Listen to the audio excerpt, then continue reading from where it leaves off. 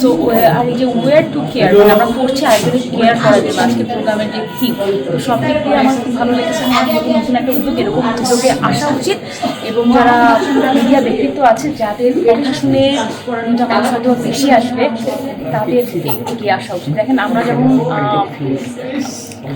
আমরা হয়তো বা একটা ব্র্যান্ড টাকা দিলে হয়তো আমরা কাজ চলে যাই, চলে কাজ করছি, বাট আপনি মানুষ হিসাবে সেরকম যখন আপনি আপনার কাজের বাইরে যেও অন্যদের কথা চিন্তা করে ট্রাফিক ফেলে ইফতার ফেলে আপনি আসতে পারবেন মানুষের কথা চিন্তা করে।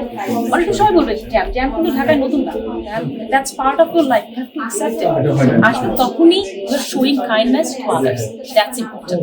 আমি বলবো কি অন্যান্য সবাইকে এগিয়ে আসার এই সহানুভূতি সবকিছু আমি মনে করি এখনকার যুগে আমাদের খুবই দরকার সবার মধ্যে। আমরা সবাই এখন শুধু নিজেদেরকে নিয়ে ভাবতে ভালোবাসি, তো অন্যদেরকে একটু ভাবা উচিত। এবং যদি সেকেন্ড রিজনের কথা বলি সেটা হচ্ছে আমরা এই যে এত ড্রেস আমাদের আসে, এত ড্রেস বিয়ার পাই, গিফট পাই, নতুন ড্রেস বানাই।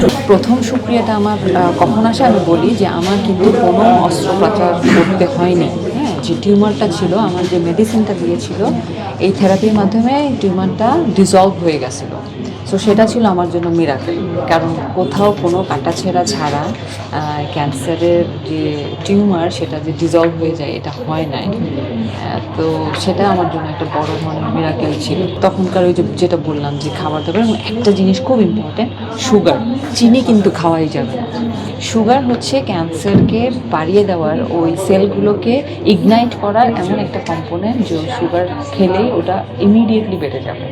ওটাকে আপনি তখন একটা খাদ্য দিচ্ছেন, ওটাকে বাড়ার সুযোগ দিচ্ছেন। সো ওটাকে সেলটাকে মেরে ফেলা, আপনি যদি প্রাকৃতিকভাবে আপনি সেলটাকে মেরে ফেলার চেষ্টা করেন তাহলেই আপনার এটা অর্ধেক প্রবলেম সলভ হয়ে গেল, তখন ওষুধে বাকি অর্ধেকটা সমাধান হবে।